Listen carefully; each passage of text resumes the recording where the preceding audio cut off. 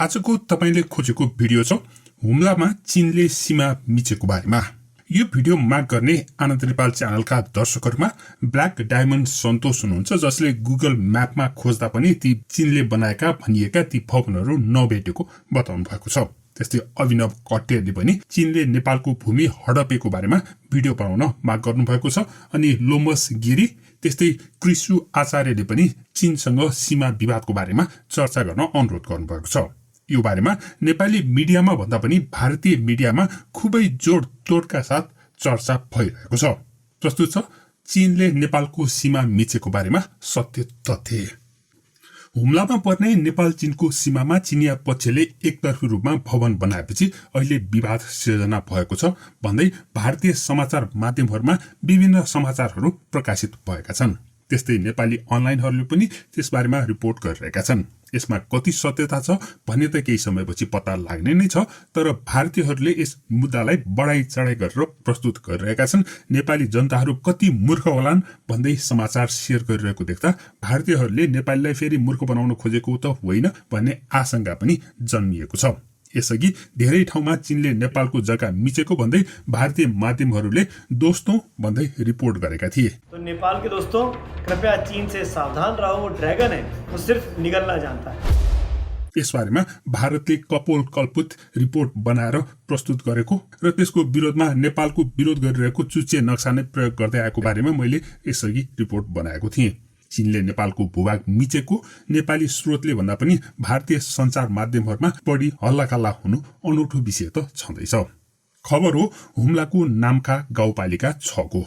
So गाउँपालिकाको लिमी गाउँको लाप्चा क्षेत्रमा चिनिया पक्षले नेपाललाई समन्वय नगरी 9 वटा भवन निर्माण गरेको जानकारी नाम्खा गाउँपालिकाका प्रमुख प्रशासकीय अधिकृत धर्मराज न्यौपानेले बताएको भन्दै देश संचार अनलाइनले लेखेको छ। त्यस्तै केही दिन अघि गाउँपालिका अध्यक्ष विष्णुबहादुर तामाङको नेतृत्वमा प्रमुख प्रशासकीय अधिकृत न्यौपाने पनि भवन निर्माण भएको क्षेत्रमा स्थलगत अध्ययन तथा अवलोकनमा गएको देश संचार अनलाइनले लेखेको छ। चीन ने नेपाल से अब हुम्ला जिले में भी एक गांव की जमीन पर ना सिर्फ कब्जा कर लिया, बल्कि वहां पर 9 बड़ी इमारतें खड़ी भी कर दी है चीन ने। चीनसँग सीमा भारतसँगको सीमा जस्तो 10 गजा नछुट्याइएको र सीमामा पिलर राखिएका छन्।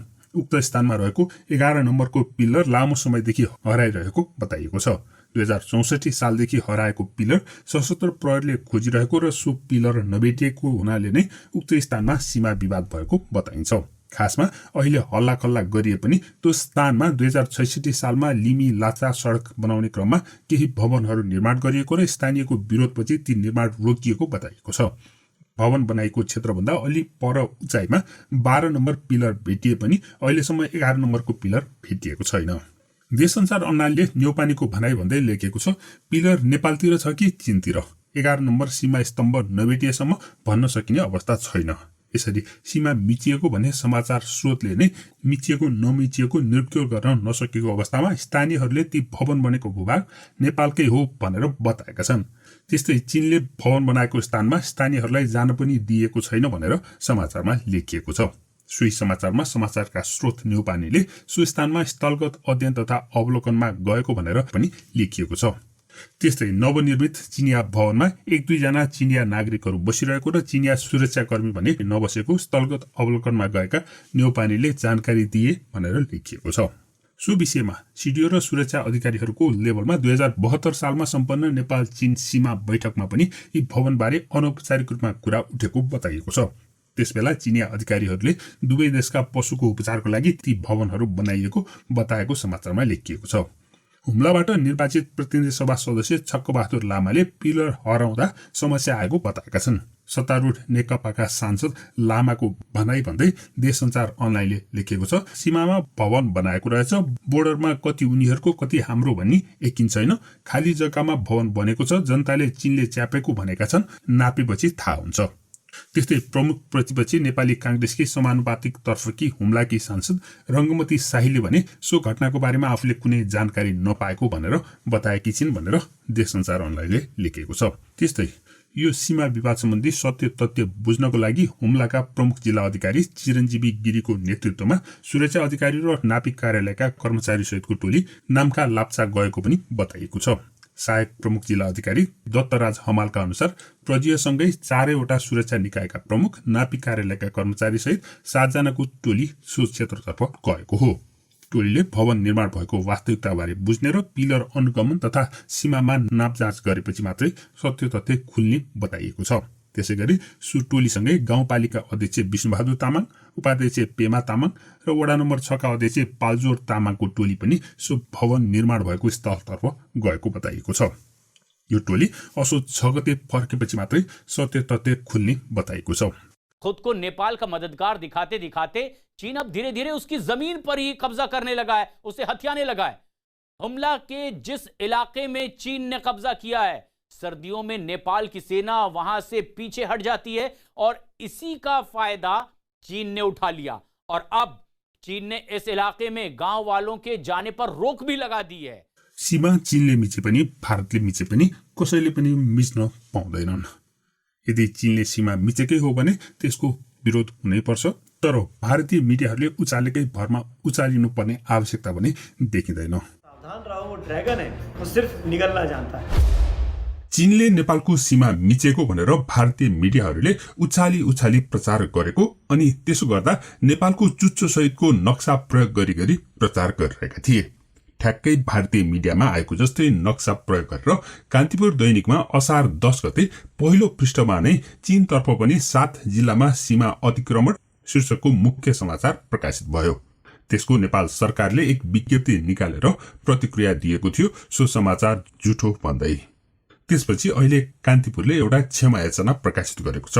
तर समाचार पहिलो पृष्ठमा भए पनि क्षमा याचना भने तेस्रो पृष्ठमा खोज्न अति गाह्रो हुने गरेर प्रकाशित गरेको छ। सो क्षमा याचनाको अनलाइन संस्करणमा पनि विज्ञापनको बीचमा पढ्न नै गाह्रो हुने गरेर प्रकाशित गरिएको छ।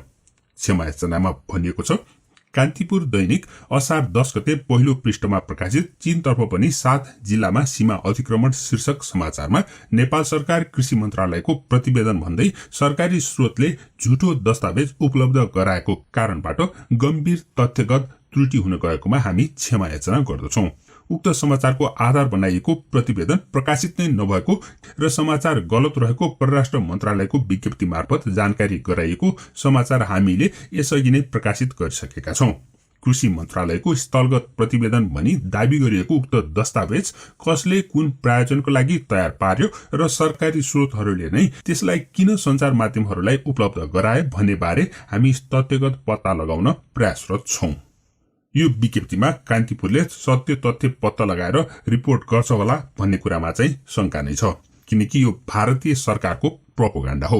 यो कुराको पुष्टि भारतीय विदेश मन्त्रालयले आयोजना गर्ने पत्रकार सम्मेलनमा दिएको थियो। विदेश मन्त्रालयले सो मन्त्रालयका प्रवक्तालाई चीनले अतिक्रमण गरेको बारेमा प्रश्न सोधेर सो बारेमा भारतको चासो रहेको कुरा प्रश्नसँग इंगित गरेको थियो।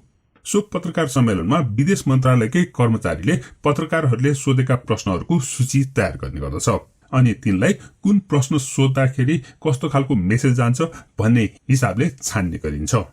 जुन विषयमा बोल्नुपर्ने हुन्छ ती विषयमा प्रश्न नआएमा आफ्ना पत्रकारहरूलाई सोध्न लगाएर भए पनि ती प्रश्नहरू गर्ने गरिन्छ। Sachin Budholia from Univarta has asked, there are reports that China has occupied some hectares of land and a village of Nepal illegally. How does India see this revelation? Sanjeev Trivedi from News 24 and Madhurendra from News Nation has also asked a question on similar lines. I would not like to comment on this. त्यसैले चीन र नेपाल बीच विवाद उठाउनकै लागि भनेर भारतले यो प्रश्न सोधेको नाटक गरेको भन्ने कुरा प्रष्टसँग बुझिन्छ।